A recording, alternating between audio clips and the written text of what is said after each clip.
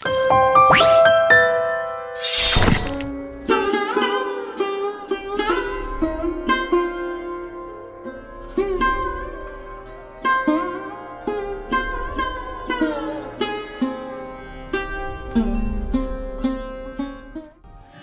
ক্লাসে তোমাদের সবাইকে স্বাগত জানাই।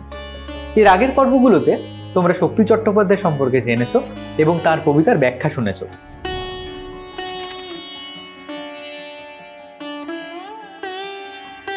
তার পরিপ্রেক্ষিতেই বুঝতে পেরেছো নিশ্চয়ই যে এই কবিতায় প্রকৃতি সম্পর্কে কবির প্রেম এবং প্রকৃতি চেতনা উঠে এসেছে। আমরা যখন শক্তি চট্টোপাধ্যায় সম্পর্কে বলছিলাম তখনই বলেছিলাম যে তার বেড়ে ওঠা সম্পূর্ণ গ্রাম্য পরিবেশে।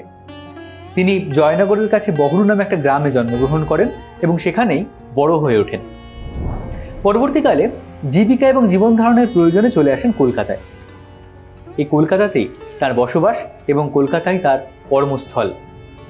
ছোটবেলা থেকে গ্রামে বেড়ে ওঠার জন্য প্রকৃতির সঙ্গে তার একটা অচ্ছেদ্য সম্পর্ক গড়ে উঠেছিল এবং সেটাই তার মনকে আকর্ষিত করত। কিন্তু অন্যদিকে বড় হয়ে যাওয়ার জন্য জীবন জীবিকার প্রয়োজনে যখন তিনি নাগরিক জীবনে এসে বসবাস শুরু করলেন, সেখানকার পরিবেশ তাকে সবসময় হন্ট করত। কারণ এই যে নাগরিক পরিবেশ বা নগরকেন্দ্রিক জীবনযাত্রা তা প্রকৃতি বিরুদ্ধ। প্রকৃতিকে মেরে কেটে ছেদন করেই তার বেড়ে ওঠা।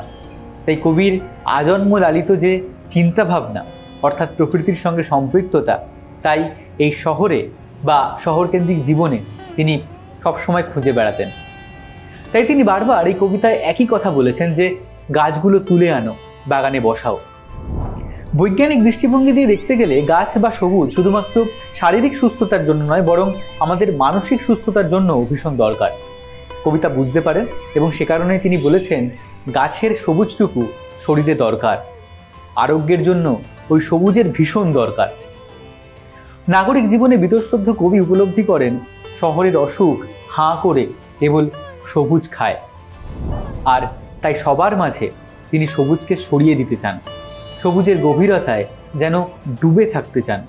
মাঝে তিনি এক জায়গায় বলেছেন, বহুদিন জঙ্গলে কাটেনি দিন, বহুদিন জঙ্গলে যায়নি, বহুদিন শহরেই আছি। অর্থাৎ দেখো, ছোটবেলার যে দিনগুলোকে তিনি একেবারেই ভুলে যেতে পারেন না, যে দিনগুলো তার কেটেছে প্রকৃতির কোলে, সেই দিনগুলোকে যেন তিনি আবার ফিরে পেতে চেয়েছেন। এবং তিনি যে বাধ্য হয়ে এক প্রকার শহরে বাস করছেন সেটাও কিন্তু এখানে স্পষ্ট হয়ে উঠেছে।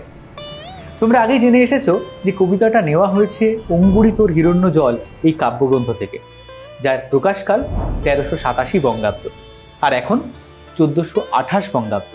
অর্থাৎ মোটামুটি 40 বছর আগে লেখা একটা কবিতা এটা। অর্থাৎ সময়কাল হিসাবে 70-এর শেষের দিকটা ভাবো, যখন কলকাতায় সবে ফ্ল্যাট কালচার শুরু হচ্ছে। কলকাতায় সেই সময় বড় বড় জমি জলাভূমি এগুলো ভরাট করে গাছপালা কেটে বড় বড় বাড়ি তৈরি করা হচ্ছে, কারণ অজস্র মানুষ জীবিকার জন্য হোক বা অন্য যে কারণেই হোক শহরের দিকে এগিয়ে আসছেন। ফলে কলকাতা শহরের চেহারাটা আস্তে আস্তে পাল্টে যাচ্ছে এবং তার আকার আয়তন ক্রমশ বড় হচ্ছে। প্রকৃতির এই ধ্বংসের সূচনা পর্বই কবির কাছে অত্যন্ত বেদনার হয়ে উঠেছিল। তাছাড়া তোমরা যদি শক্তি চট্টোপাধ্যায়ের কবিতা নিয়ে পড়াশোনা করো বা তার কবিতাগুলোই পরপর দেখো, বুঝতে পারবে যে তার মূল ধারা ছিল প্রধানত মানব হৃদয়, নরনারীর মধ্যে সম্পর্ক, প্রেম এবং সমাজ সম্পৃক্ততা নিয়ে। কিন্তু লক্ষ্য করবে এরই সঙ্গে যে বিষয়গুলো উপস্থাপনা তিনি করেছেন, কখনো প্রত্যক্ষভাবে কখনো আবার পরোক্ষভাবে, সেখানে প্রকৃতি একটা গুরুত্বপূর্ণ ভূমিকা নিয়েছে। তার কবিতায় প্রেমের উপস্থাপনা হোক বা সমাজচিন্তার প্রকাশ, সবকিছুতেই প্রেক্ষাপট হিসাবে প্রকৃতির একটা গুরুত্বপূর্ণ ভূমিকা সবসময় ছিল। আর এই কবিতায় প্রকৃতি কেবল প্রেক্ষাপট হিসাবে নয়, প্রকৃতির সঙ্গে কবির একাত্মতার কথাও উঠে এসেছে, যেটা এই কবিতায় কবির প্রকৃতি চেতনা। এবার যদি নামকরণ প্রসঙ্গে বলি যে এই কবিতার নামটা এমন কেন, আসলে কবি যে সবুজকে দেখতে চেয়েছেন তা কিন্তু কেবল চোখের দেখতে চাওয়া নয়, গাছের সান্নিধ্যে প্রাণ জুড়ানোর একটা আকাঙ্ক্ষাও। এই তাৎপর্যই ফুটে উঠেছে এই কবিতার নামকরণে।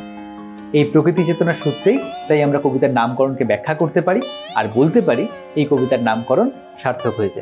তাহলে এই হলো এই কবিতায় প্রতিফলিত কবির প্রকৃতি চেতনা এবং কবিতার নামকরণের সার্থকতা। এই পর্ব আমরা এখানেই শেষ করছি। তোমাদের সঙ্গে আবার দেখা হবে পরের পর্বে। তাই দেখতে থাকো বাংলার ক্লাসগুলো।